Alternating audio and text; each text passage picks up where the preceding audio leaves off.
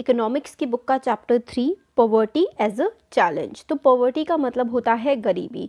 तो गरीबी जो है किस तरीके से एक चैलेंज है, ऑब्वियसली चैलेंज है, क्योंकि गरीबी के साथ साथ बहुत सारी, अगर आप लोग सोशल इनइक्वालिटीज़, बीमारियां है ना, ये सब भी आ जाती हैं। तो चैप्टर के ओवरव्यू में हम लोग को स्टार्टिंग में बताते हैं कि ये चैप्टर डील करता है वन ऑफ द मोस्ट, सबसे डिफिकल्ट चैलेंज जो कि इंडिपेंडेंट इंडिया, आज़ाद भारत ने जो सबसे इम्पॉर्टेंट और सबसे बड़ा चैलेंज जो फेस किया है वो है गरीबी का। हम लोग डिस्कस करेंगे multi dimensional problem through examples. हम जो बहुत सारी प्रॉब्लम्स रही हैं पॉवर्टी की वजह से, इस चैप्टर में हम लोग काफ़ी कुछ देखेंगे कि किस तरीके से पॉवर्टी को देखा जाता है इन सोशल साइंस। जो सोशल साइंस है, हम लोग सोसाइटी के बारे में पढ़ते हैं, उसमें गरीबी को, पॉवर्टी को किस तरीके से देखा जाता है। पॉवर्टी के यानी कि गरीबी के जो ट्रेंड्स हैं इंडिया में और पूरी दुनिया में, उसको हम देखेंगे by the concept of poverty line. Poverty line एक लाइन होती है कि जिसके वही एक लाइन बना दी, इससे कम इनकम कमाने वाला जो है वो बहुत ही ज़्यादा गरीब है और इससे ऊपर इनकम वाले थोड़े मतलब ठीक है। तो एक पॉवर्टी लाइन किस तरीके से ड्रॉ की जाती है और कॉजेज़ क्या होते हैं पॉवर्टी के, मतलब जो गरीबी है उसके कारण क्या हैं, और एंटी पॉवर्टी मेजर्स यानी कि गरीबी उन्मूलन, गरीबी को हटाने के लिए हमारी सरकार ने क्या क्या स्टेप्स लिए हैं, वो भी हम लोग इसमें देखने वाले हैं। और चैप्टर एंड होगा एक broadening the official concept of poverty into human poverty. मतलब एक होता है गरीबी और किस तरीके से ह्यूमन में, इंसान को इसने इफेक्ट किया है, उसके बारे में हम लोग इस चैप्टर में पूरा देखने वाले हैं। तो ओवरव्यू था चैप्टर का कि क्या है। अब इंट्रोडक्शन। हम लोग अपनी डेली लाइफ में काफ़ी सारे लोगों से क्रॉस करते हैं, काफ़ी सारे लोगों को देखते हैं या उनसे मिलते हैं जिनको हमें लगता है कि ये गरीब हैं। वो लैंडलेस लेबर भी हो सकते हैं, मतलब वो मजदूर हो सकते हैं आपके गांव के, या फिर जो सिटीज़ में, शहरों में ओवर क्राउडेड का मतलब होता है भीड़ भाड़ वाली जो झुग्गी यानी कि स्लम्स में रहते हैं। और वो डेली वेज अर्नर्स भी हो सकते हैं, मतलब जो डेली काम करके कमाते हैं, कंस्ट्रक्शन साइट पर जो लोग काम करते हैं, या फिर जो बच्चे काम करते हैं ढाबे पे, इन सबको आप लोग कह सकते हैं ये गरीब हैं। और जो बेगर्स हैं, दे कुड भी, मतलब भीख मांगने वाले हो सकते हैं जिनके साथ में बच्चे होते हैं इन टैटर्स, मतलब है ना, जैसे कि बच्चों को टांगे रहते हैं, फिर बहुत ही ख़राब हालत में होते हैं वो लोग। तो हम लोग पॉवर्टी को देखते हैं, स्पेशली इंडिया में हमारे चारों तरफ हमें गरीबी दिख जाती है। इनफैक्ट हर चौथा पर्सन इंडिया में गरीब है। मतलब अगर इंडिया की 100 करोड़ की आबादी है ना, तो 100 करोड़ की आबादी में 25 करोड़ लोग तो गरीब हैं। और दिस मीन्स रफली 27 करोड़, क्योंकि 131, मतलब हम लोग कहते हैं कि 125 करोड़ की है, बट अब आबादी बढ़ गई है, तो लगभग आप समझिए कि 27 करोड़ लोग इंडिया में वो इन पॉवर्टी लाइन है, मतलब काफ़ी ज़्यादा गरीब हैं। तो इससे हमें समझ में आता है कि इंडिया का जो सिंगल लार्जेस्ट कंसंट्रेशन है of the poor in the world, मतलब इंडिया में दुनिया के सबसे ज़्यादा गरीब लोग रहते हैं। लोग, मतलब देशों की आबादी नहीं होती भाई इतनी जितनी हमारे देश में लोग गरीब हैं। तो भाई ये काफ़ी सीरियस चैलेंज है, इससे हमें समझ में आता है। Two typical cases of poverty, मतलब 2 अलग अलग केसेस हम लोग देखेंगे गरीबी के। अर्बन केस, मतलब शहरों में 33 ईयर्स ओल्ड है एक पर्सन, इनका नाम है रामसरन, जो कि एक डेली वेज लेबरर है, मतलब डेली मजदूरी करके वो कमाते हैं एक व्हीट फ्लोर में, मतलब चावल की मिल है उसमें, व्हीट फ्लावर मिल में वो कमाते हैं डेली मजदूरी करके। और जो कि ये मिल जो है ये है रांची, झारखंड में। अब वो लगभग 1500 महीने के 1500 रुपये महीना वो कमा पाते हैं इस एम्प्लॉयमेंट से, जो कि बिल्कुल भी काफ़ी नहीं है। ये मनी उनकी पूरी फैमिली के लिए नहीं है। उनके, मतलब पूरी फैमिली में 6 लोग हैं, उनकी वाइफ है, उनके 4 बच्चे हैं, और एक बच्चा उनके 12 से, मतलब बच्चों की जो एज है वो 12 साल से लेकर के 6 महीने के बीच की है। तो मतलब ये जो 6 लोगों की फैमिली है, इस फैमिली को वो इस तनख्वाह से, इस इनकम से सस्टेन नहीं कर सकते हैं 1500 रुपये महीने से, तो वो काफ़ी गरीब हैं। अब 1500 रुपये उनके जो हैं, उनको गांव में जो उनके पेरेंट्स रहते हैं उनको भी भेजने होते हैं रामगढ़ में। अब उनके फादर जो हैं वो एक लैंडलेस लेबरर थे, और वो रामसरन जो उनको पैसा भेजते हैं उन पर ही, और रामसरन के भाई हैं जो कि हज़ीराबाद में रहते हैं, वो अपने पेरेंट्स को, ये दोनों भाई जो पैसे भेजते हैं उस पर ही ये इनके पेरेंट्स ज़िंदगी अपनी गुजार रहे हैं। रामसरन जो है एक छोटे से कमरे में रहता है, सिटी के बाहर का एरिया है, वहाँ पे काफ़ी ज़्यादा मतलब वही झोपड़पट्टी टाइप का, वहाँ पर ये लोग रहते हैं। और ये temporary shack build of bricks, मतलब ईंटों से बना हुआ सब होता है ना, छप्पर टाइप का, वही है। और उनकी जो वाइफ हैं शांता देवी, वो पार्ट टाइम काम करती हैं लोगों के घरों में, मतलब एज अ मेड, नौकरानी के तौर पे काम करती हैं, और 800 रुपये जो है वो महीने के कमा पाती हैं। और ये मतलब बहुत ही कम है उनके 1500 रुपये उनके पति कमाते हैं और 800 रुपये वो कमाती हैं। दाल राइस मतलब दाल चावल वो दिन में 2 बार खा सके, बस इतना ही मुश्किल से वो कमा पाते हैं। और कभी भी वो दाल चावल जो खाते हैं उनके लिए कभी भी पूरा भी नहीं होता है। उनका जो बड़ा बेटा है वो हेल्पर की तरह काम करता है, मतलब एक चाय की दुकान पर वो, जैसे होता है ना छोटे छोटे बच्चे काम कर रहे होते हैं, वो मतलब 300 रुपये कमा लेता है। और उनकी 10 साल की जो बेटी है वो बाकी अपने छोटे जो बच्चे हैं ना, 4 बच्चे थे टोटल, तो एक बेटा तो चाय की दुकान पे काम करता है और एक उससे छोटी जो बेटी है और 2 छोटे और बच्चे हैं, तो बहन अपने 2 छोटे भाई बहनों का ध्यान रखती है। इनमें से कोई भी बच्चा स्कूल नहीं जाता है। इनके पास जो है सिर्फ हाथ के बने हुए 2 ही जोड़ी कपड़े हैं और नए कपड़े खरीदना मतलब इनके लिए मतलब बहुत मुश्किल है। और जब ये कपड़े बिल्कुल ही नहीं पहने जा सकते तब जाके मुश्किल से ये कपड़े कुछ खरीद सकते हैं। और शूज़ जो है इनके लिए लग्जरी है, मतलब शूज़ तो मिलना इनके लिए बहुत ही मुश्किल चीज़ है। जो छोटे बच्चे हैं वो अंडर नरिश्ड हैं, मतलब उनको जब देखिए दाल चावल 2 टाइम मुश्किल से मिल पा रहे हैं तो बच्चे किस तरीके से है ना अपना कैसे उनको नरिशमेंट मिलेगा, अंडर नरिश्ड हैं। उनके पास हेल्थ केयर की कोई भी एक्सेस नहीं है, अगर वो बीमार पड़ जाते हैं तो वो दवाइयाँ और हॉस्पिटल भी नहीं जा सकते। तो ये हमने शहर में लोगों की गरीबी देखी। अब रूरल एरिया गांव में देखते हैं। लखा सिंह जो है वो एक छोटे गांव का है, मेरठ के पास एक छोटा सा गांव है, उत्तर प्रदेश में है मेरठ, और उसके पास छोटा सा गांव है लखा सिंह, वहाँ का है।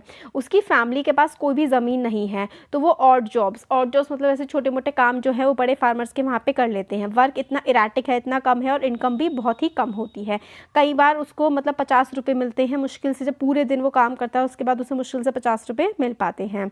और but often it's in kind like a few kilograms of wheat और दाल और even vegetables for toiling in the farm for the day.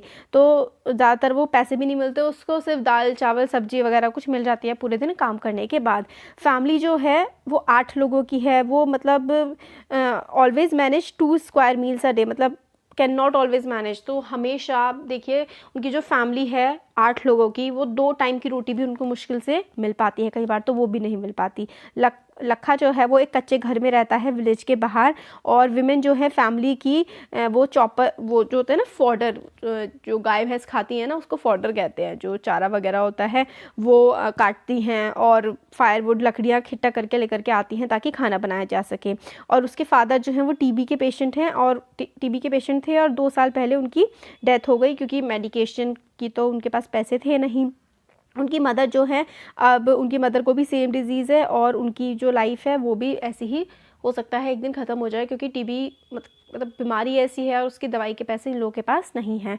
Village में एक प्राइमरी स्कूल है बट लखा जो है वो कभी भी स्कूल नहीं गया। उसने पैसे कमाने शुरू कर दिए थे जब वो 10 साल का था और नए कपड़े जो हैं वो मुश्किल से 1 साल में ही उनको मिल पाते हैं। और जो सोप है या फिर ऑयल है वो तो फैमिली के लिए लग्जरी है, मतलब साबुन या तेल उनको मिल जाए तो बहुत ही मुश्किल से उनके पास नहीं मिल पाता है उन लोगों को।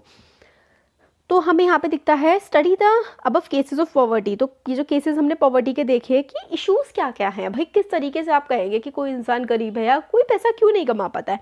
देखिए इन दोनों केसेस में हमने देखा कि ये लोग लैंडलेस हैं, लैंडलेसनेस, इन लोगों के पास अपनी कोई भी ज़मीन नहीं है। अनएम्प्लॉयमेंट, इनके पास कोई रोज़गार का कोई सही ज़रिया नहीं है, ऐसे ही किसी ना किसी तरह मुश्किल से ये लोग कुछ कमा पाते हैं। साइज़ ऑफ फैमिलीज, अब देखिए एक की है ना, एक हमने देखा कि जो शहर में रह रही है वो 6 हैं और बाकी जो गांव में रह रही हैं 8 लोग हैं। इलिटरेसी मतलब पढ़े लिखे नहीं हैं। पुअर हेल्थ, माल न्यूट्रिशन, मतलब इनको खाने पीने के लिए अच्छा नहीं मिलता है तो इनकी हेल्थ भी ठीक नहीं है। चाइल्ड लेबर, देखिए छोटा बच्चा है ना काम कर रहा है टी स्टॉल पे जा करके, और हमने लखा का भी देखा वो 10 साल की उम्र से काम कर रहा है। हेल्पलेसनेस, मतलब इनके पास कोई मदद भी नहीं है, जहाँ से कोई इनकी मदद कर सके कुछ भी नहीं है इनके पास करने के लिए। तो ये हम देखते हैं कि पॉवर्टी जो आती है वो इन सब रीजंस की वजह से आ सकती है कि भाई ज़मीन नहीं है, नौकरी नहीं है, या फिर परिवार का साइज़ बड़ा है, क्योंकि पैसा कमाएंगे ज़्यादा भी तो भी परिवार का साइज़ है तो पैसा पूरा नहीं पड़ेगा। पढ़े लिखे नहीं हैं, हेल्थ सही नहीं है, बच्चों से काम करवाया जा रहा है, और हेल्पलेसनेस, लाचारी है, कुछ किया नहीं जा सकता इन कंडीशन का, है ना। तो ये वाली चीज़ है। ये जो टिपिकल केसेस हम लोगों ने देखे, ये कई सारे डायमेंशंस हम लोगों को दिखाते हैं पॉवर्टी के, जैसे कि इलिटरेसी, पढ़े लिखे नहीं है, लैंडलेसनेस, अनएम्प्लॉयमेंट, है ना। तो इसमें हमें पता लगता है कि poverty means hunger and lack of shelter. तो पॉवर्टी यानी कि गरीबी का मतलब होता है हंगर, गरीबी में मतलब लोग भूखे रहते हैं, उनके पास खाने के पैसे नहीं होते, और लैक ऑफ शेल्टर, उनके पास रहने की कोई जगह नहीं होती होती है। ये ऐसी सिचुएशन है जहाँ पर पेरेंट्स जो हैं अपने बच्चों को स्कूल नहीं भेज पाते हैं, और जो लोग बीमार हो गए हैं उनको ट्रीटमेंट नहीं मिल पाता है। लखा के फादर को टीबी था, अब उनकी मदर को भी है, मगर वो लोग उसकी दवाई नहीं कर सकते हैं। गरीबी का मतलब है कि साफ़ पानी भी नहीं मिलेगा, और सैनिटेशन की फैसिलिटी, जैसे कि हमने देखा उनके पास ना तेल है ना ही साबुन के पैसे हैं, उनको सैनिटेशन साफ़ सफाई भी वो नहीं कर पाते हैं। कोई रेगुलर जॉब भी नहीं होती है at a minimum decent level की, भाई जैसे वो लखा है ना, वो ऐसे खेतों में काम करता है, फिर जो शहर में जो फैमिली रहती है वो भी एक उनकी जो मदर है वो नौकरानी मतलब मेड की तरह काम करती है दूसरों के घरों में, और वो किसी मिल में काम करते हैं, उसमें भी काम कोई पक्का नहीं है, कभी भी छीना जा सकता है। अब ऑल जो है वो सेंस ऑफ हेल्पलेसनेस होती है, मतलब उन लोगों को फील होता है कि हम कितने गरीब हैं और हमारे साथ क्या होगा। पुअर पीपल जो हैं इस तरीके की सिचुएशन में होते हैं, उनके साथ बुरा बर्ताव किया जाता है हर जगह, मतलब जो पुअर जो होते हैं उनको मतलब देख के ही उनके साथ लोग बुरा बर्ताव करते हैं। और फार्म्स में, फैक्ट्रीज़ में, government office, hospital, railway station, हर जगह मतलब उनके साथ कोई ढंग से बात भी नहीं करता है। Obviously nobody would like to live in a poverty, अब किसी को भी गरीबी में रहना पसंद तो ऑब्वियसली नहीं होता है।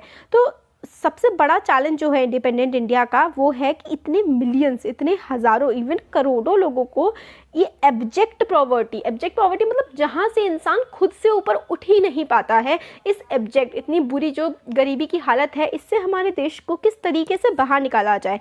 महात्मा गांधी ने हमेशा इंसिस्ट किया है कि इंडिया जो है ट्रूली इंडिपेंडेंट, मतलब हमारा देश सच में आज़ाद तब होगा जब हमारे देश में कोई भी इंसान मतलब poorest of its people become free of human suffering, मतलब ह्यूमन सफरिंग कि भाई खाने के लिए पैसा नहीं है, बीमार पड़ गए हैं तो उसके लिए डॉक्टर के पास जाने के लिए पैसा नहीं है, या फिर हेल्पलेस है, एजुकेटेड नहीं है। जब तक ये सारी चीज़ें हमारे देश में ख़त्म नहीं हो जाती, हर एक पर्सन एजुकेटेड नहीं हो जाता, हर एक पर्सन के पेट में खाना नहीं चला जाता, उसे पीने का साफ पानी नहीं मिल जाता, तब तक हम नहीं कहेंगे कि हमारा देश आज़ाद हो गया है। ऐसा महात्मा गांधी कहते थे, और सही बात भी है, बिल्कुल, है ना। Poverty is as seen by social scientist, तो जो सोशल साइंटिस्ट है वो पॉवर्टी को, गरीबी को किस तरीके से देखते हैं। सिंस जो पॉवर्टी है वो काफ़ी सारे फेसेस होते हैं इसके, सोशल साइंटिस्ट इसको कई सारे इंडिकेटर्स से देखते हैं। यूजुअली इंडिकेटर्स जो होते हैं वो लेवल ऑफ इनकम पे डिपेंड करते हैं और कंजम्पशन पे। तो मतलब कैसे आप बताएंगे कि कौन गरीब है कौन अमीर, कि भाई वो कितना उसकी इनकम है, कितना पैसा कमा रहा है और कितना वो कंज्यूम कर रहा है, मतलब कितनी चीज़ों का वो इस्तेमाल कर पा रहा है। बट नाउ पॉवर्टी को हम लोग दूसरे सोशल इंडिकेटर्स की तरह भी देखते हैं। एक तो अपनी पैसा हो गया, क्या खा रहे हैं, और भी चीज़ें होती हैं जैसे कि वो इलिटरेसी लेवल की, भाई कितना पढ़ा लिखा है या बिल्कुल पढ़ा लिखा नहीं है, और lack of general resistance due to malnutrition, मतलब उसकी हाइट कितनी है, वेट कितनी है। माल न्यूट्रिशन, देखिए न्यूट्रिशन का मतलब होता है ऐसी चीज़ें जो हमारी बॉडी को फ़ायदा पहुंचाती है, जैसे कि प्रॉपर बैलेंस डाइट, वो हमारे न्यूट्रिशंस हमको देती है, जैसे प्रोटीन हो गए, विटामिन, कार्बोहाइड्रेट्स, मिनरल्स, है ना। और अगर जिनके खाने में ये सब चीज़ें नहीं होंगी तो वो माल नरिश्ड हो गए। तो ये हो गया। अब एक तो हमने देखा पॉवर्टी का कि भाई पैसे नहीं हैं और कंजम्पशन नहीं कर पा रहे हैं, चीज़ों का इस्तेमाल नहीं कर पा रहे हैं। दूसरा क्या कि भाई माल नरिश्ड है, इलिटरेसी है, और जॉब की अपॉर्चुनिटी नहीं है, हेल्थ केयर नहीं है, साफ़ पानी नहीं है, और साफ़ सफाई नहीं है। तो ये सब चीज़ें हम कहते हैं कि जिनके पास ये सब चीज़ें नहीं हैं वो गरीब हैं। Analysis of poverty based on social exclusion and vulnerability is now becoming very common. तो पॉवर्टी जो है वो मतलब गरीब लोगों से मतलब दूर रहने की लोग कोशिश करते हैं, वो वल्नरेबल हो जाते हैं, उनको समझ नहीं आता कि वो ये जो इस कंडीशन है, इस गरीबी के जो साइकिल है, इससे वो लोग बाहर निकले तो निकले कैसे। सोशल एक्सक्लूजन का मतलब होता है कि किस तरीके से उन लोगों को अलग कर दिया जाता है। एक्सक्लूड मतलब बाहर निकाल दिया जाता है। तो ये जो सोशल एक्सक्लूजन का कॉन्सेप्ट है, इसके अकॉर्डिंग पॉवर्टी जो है ना, poverty must be seen in terms of poor having to live only in poor surrounding with other poor people। तो जो सोशल एक्सक्लूजन का मतलब है कि जो लोग गरीब लोग हैं उन्हें कुछ पर्टिकुलर सराउंडिंग में पुअर लोगों के साथ ही रहना पड़ता है, वो उससे बाहर नहीं निकल पाते हैं। और जो सोशल इक्वालिटी है, मतलब समानता है, बेटर ऑफ, जो अमीर लोग हैं जो अच्छी सराउंडिंग्स में रह रहे हैं। अब जैसे कोई बहुत ही अच्छे एरिया में कोई गरीब सा इंसान दिखता है तो हर किसी को लगता है ये चोर होगा या फिर ये यहाँ इंसान क्या कर रहा है। मतलब एक सोशल एक्सक्लूजन इस तरीके का है हमारे देश में या फिर ऑलमोस्ट हर जगह कि भाई ये लोग यहाँ पर आ कैसे गए, ये यहाँ को बिलोंग ही नहीं करते हैं। तो यही होता है सोशल एक्सक्लूजन कि भाई अगर कोई गरीब है तो वो गरीबों के ही इलाके में रहेगा, गरीबों के ही साथ रहेगा, उसको अमीरों के इलाके में अमीरों के साथ रहने का कोई हक नहीं है। Social exclusion can be both a curse as well as a consequence of poverty in the usual sense. तो ये कर्स भी हो सकता है, एक तरीके से शाप भी हो सकता है, या फिर कॉन्सिक्वेंस है भाई पॉवर्टी का कि भाई गरीब लोग साथ एक जगह रहेंगे क्योंकि वो वहीं रहना सिर्फ अफोर्ड कर सकते हैं।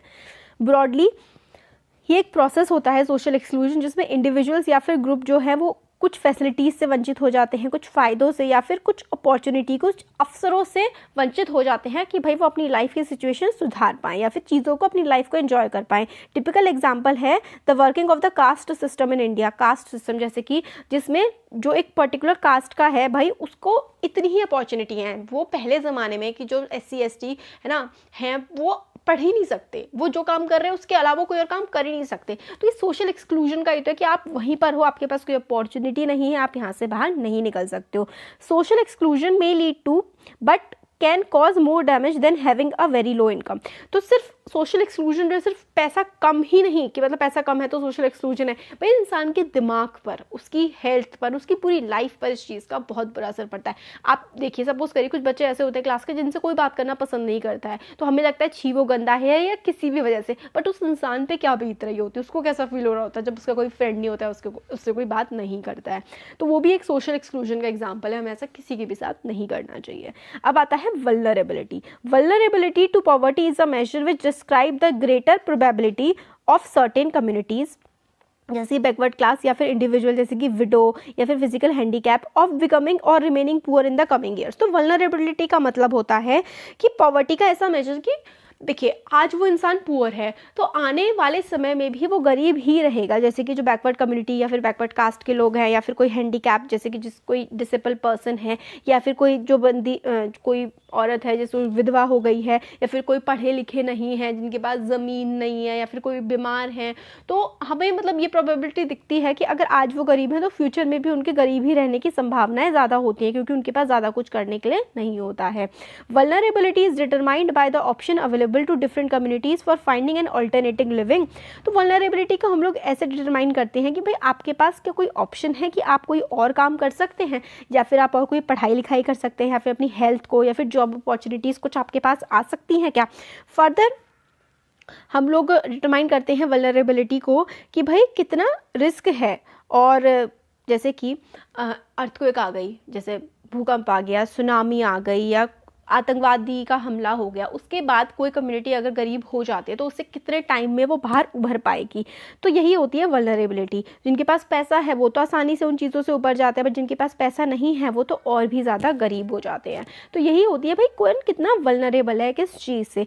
Additional analysis is made for of their social and economic ability to handle these risks. In fact, vulnerability describe the greater probability of being more adversely affected than other people. तो vulnerability का मतलब है कि भाई कोई अगर दिक्कत आएगी तो जो पर्सन ज़्यादा vulnerable है ना उस पर ज़्यादा इफेक्ट पड़ेगा किसी भी गलत चीज़ का। मतलब कोई अगर कुछ बुरा होगा तो जो पर्सन ऑलरेडी वल्नरेबल है, सपोज करिए भूकंप आया है, कोई इंसान चल नहीं सकता है तो उस पर भूकंप का ऑब्वियसली ज़्यादा असर पड़ेगा क्योंकि वो पहले से ही वल्नरेबल है। यही होता है कि वल्नरेबल का मतलब होता है कि आप में पहले से ही मतलब किसी पर्सन में भी पहले से ही कोई मतलब इशू है उसके साथ, जैसे कि कोई बेचारा कोई गरीब है या फिर उसके पास एजुकेशन ही नहीं है तो वो आगे बढ़ने की उसकी संभावना और भी ज़्यादा कम हो जाती है ना।